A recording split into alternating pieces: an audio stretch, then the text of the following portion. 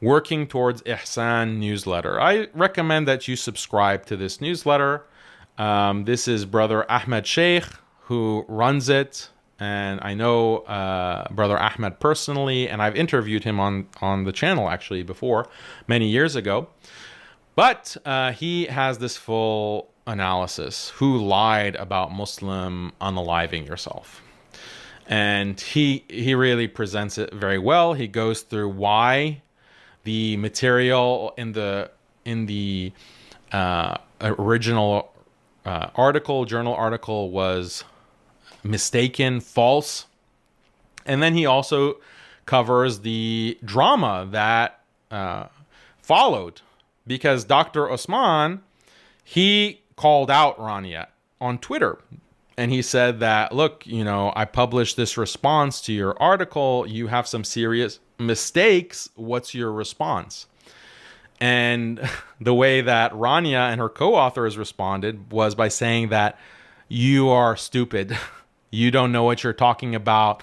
We have all of the data verified by independent statisticians and biologists. Actually, let me get that correct. Let's see. So here, this was the response by Dr. Osman. The research was not accurate. The journal published my brief comment highlighting the errors in the research. The published comment is condensed from an exhaustive statistical analysis. Then this is the Talib co-author, a complete lie. The ISPU data is public. No cooking numbers. JAMA is the highest nerd bar. Our study was blindly reviewed, including our data, by JAMA. JAMA found no errors. When Osman approached us, we had 3 independent statisticians check our math and his. No scientist backs his math. Wow, okay, so that is a decisive response. Like, sorry, Dr. Osman, you don't know what you're talking about. And then Rania Awaad reiterated that. After careful review, JAMA denied Dr. Umarji a platform to publish his claimed correction to our study on U.S. Muslim unaliving attempts and reconfirmed no errors in our analysis. Instead, he took to Twitter, causing mass confusion. We welcome feedback, but not disinformation. So shut it. We sent our full data set to 3 separate statisticians at top-tier institutions who independently ran the entire analysis. They each independently found that there were no errors in our analysis. In fact, the suppressor effect claim turned out to be baseless. Upon review of our 10-page detailed response to the claims, JAMA concurred there were no errors in our analysis. Furthermore, they didn't find enough merit to his claims to even publish them formally in their journal as a standard protocol should there have been a real error. So look at the condescension. So then Ahmed Sheikh breaks it down. These are the claims of the authors. There are 3 separate statisticians from top-tier institutions who found no errors. JAMA found no errors in the analysis, and the data was blindly reviewed by JAMA. So while the identity of the statisticians is secret, it's impossible they found the suppressor error baseless, since the authors themselves did not believe the suppressor error was baseless. And he will get to that. I verified from JAMA editors I spoke with that the other 2 claims by Dr. Awaad were false. So this is detective work from Ahmed Sheikh. He actually goes and contacts JAMA, contacts their editors, and he spoke with them. And he wanted to fact check. Is it true that JAMA found no errors? Nope. That's not true. They just made it up. And was the data blindly reviewed? Nope. That's not true. So they're just, where are they getting this from? The JAMA editors are contradicting them. So this is where it gets really interesting.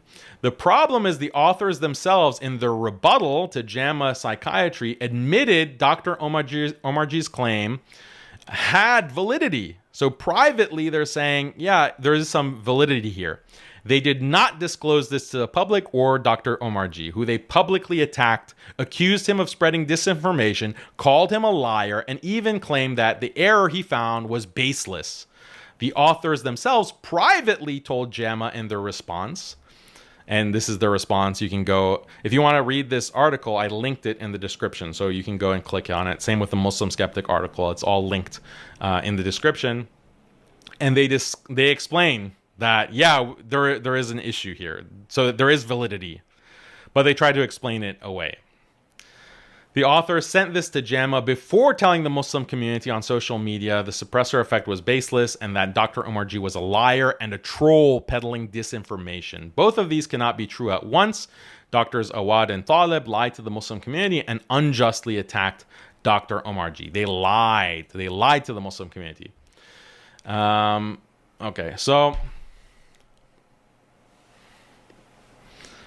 JAMA never claimed there were no errors. That's both ridiculous and explicitly against JAMA's terms of use, because JAMA, if you go to their terms of use, they don't rerun data. They're not checking the data. So Dr. Rania is making these claims about JAMA, but she has no clue. And then one of the JAMA editors said, Dr. Awaad does not speak for JAMA. She's making stuff up. So then this is where it gets crazy. So the criticism was made. They found that there is this kind of issue. There's this error. It's a valid concern, but they still want to keep their conclusion. So they rerun the numbers. And then they change the numbers. They change specifically the p-value. So I'm not going to go into a detail on what p-values mean in statistics, but it's like a measure of statistical significance. So they basically played with the p-values and changed them in order to make their results, these bogus results, significant, in order to fudge for the suppressor error that Dr. Osman Omarjee dug out and found out. So this is shocking. And then this is how Ahmed Sheikh describes it. Data Frankensteining. You're just Frankensteining the data. You're cooking up the numbers, right? And then he, provides the screenshots to show this kind of p-value hacking, fudging the math in order to get the result that you want. Okay, so this is shocking. This is shocking that you are so committed to this bogus conclusion that Muslims are unaliving themselves at twice the rate of atheists and other religions.